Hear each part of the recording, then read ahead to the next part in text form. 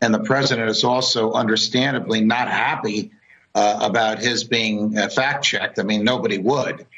But Twitter is privately owned or publicly held, but privately owned. It's not owned by the government. And so the First Amendment, which guarantees the freedom of speech and of the press, since it only regulates the government, does not regulate Twitter. So stated differently, Twitter can take down, modify, or correct any user it wants, including the President of the United States.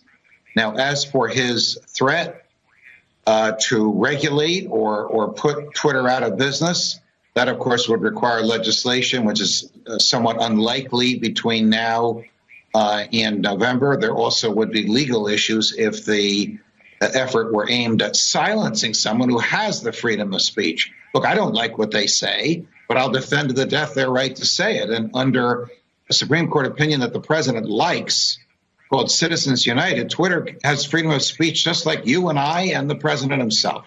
Just so we're clear, this entire controversy is surrounding the fact that Trump wants to, I guess, shut down Twitter because they fact-checked 2 of his tweets. But Obama was an authoritarian for wanting to give people health care. Got it. What happened here is that Trump took to Twitter with yet another baseless rant against mail-in voting, writing, "There is no way, zero, that mail-in ballots will be anything less than substantially fraudulent. Mailboxes will be robbed, ballots will be forged and even illegally printed out and fraudulently signed." He went on, but the point here is that he made up a slew of lies to try and undermine mail-in voting. Why? Because it makes voting easier to do, and ease of voting can lead to higher turnout, and higher turnout can benefit Democrats. Also, by forcing in-person voting, he's hoping that longer lines and fear of the virus will suppress turnout in urban areas, which typically vote Democratic. In other words, this isn't about voter fraud in the slightest, it's about suppressing votes so that people can't elect Democrats. Plain and simple. And bear in mind, this is common knowledge, which is why Twitter took the unprecedented step of fact-checking Trump by adding a label to his tweet. When you click on it, the fact-check debunks Trump's claims that mail-in voting would mean a rigged election, his claims that California is sending everyone mail-in ballots when in reality it's only registered voters. It also notes that multiple other states already vote entirely by mail, and all states have some form of mail-in absentee voting.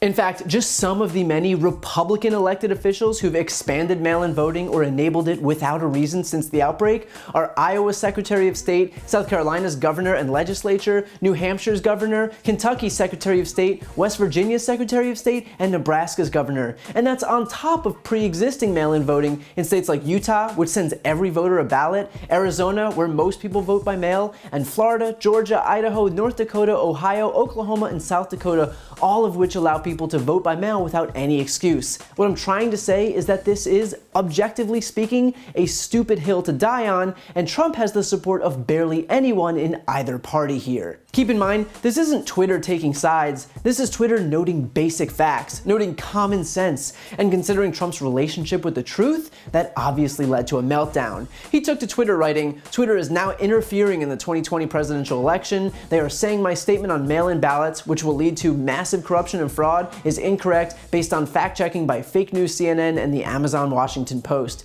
Twitter is completely stifling free speech, and I, as president, will not allow it to happen." He tweeted again, writing, "Republicans feel that social media platforms totally silence conservative voices. We will strongly regulate or close them down before we can ever allow this to happen. We saw what they attempted to do and failed in 2016. We can't let a more sophisticated version of that happen again. Just like we can't let large-scale mail-in ballots take root in our country. It would be a free-for-all on cheating, forgery, and the theft of ballots. Whoever cheated the most would win. Likewise, social media. Clean up your act now." And finally, one last threat, where he tweeted, "Twitter has now shown that everything we have been saying about them and their other compatriots is correct. Big action to follow." Now, just to be crystal clear, not only are Trump's complaints completely baseless, but he can't actually do anything besides stomp his feet. Twitter is a private company, and if they want to put a label on a blatantly false and, frankly, dangerous piece of misinformation, they can, period. If Trump thinks he can order a private business around, then someone should probably break the news to him that this isn't a dictatorship. But aside from his empty threats, the through line here is this talking point that conservatives don't have a voice, that they're being suppressed and silenced and discriminated against, and whatever else the right can conjure up in their eternal victimhood. But none of that is true. The right has nothing short of a monopoly over the airwaves and radio. They dominate the online space. They have entire outlets on TV like Fox News and OAN and Sinclair Broadcasting dedicated to pushing propaganda. They claim that the mainstream news is liberal, but in fact mainstream media falls over itself to overcompensate for that very accusation. Do you know how many times the New York Times covered Hillary's emails, the nothing story that was pushed by the right to create the perception that Hillary was this corrupt criminal? Do you know how many times the mainstream media covered Benghazi, back when 4 American lives lost was apparently the worst scandal this country ever faced?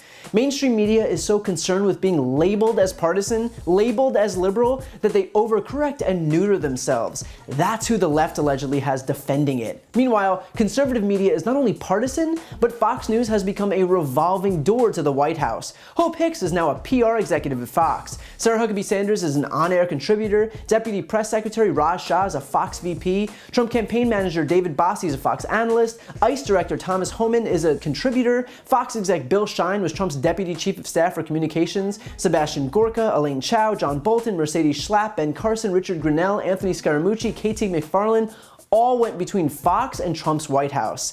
And so while everyone else is petrified not to seem like they're favoring the left, petrified that a single word will make the mainstream news seem liberal, over at Fox, you have Trump's literal White House staff reporting the news.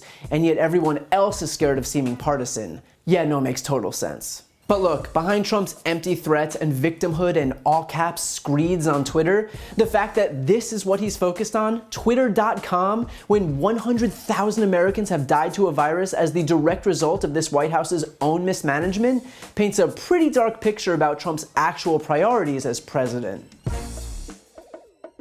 If you like that video, please check out my brand new podcast, No Lie with Brian Tyler Cohen, where I'll cover the most important stories of the week and interview major players in the world of politics. Available on Apple Podcasts, Spotify, or wherever you get your podcasts. See you there.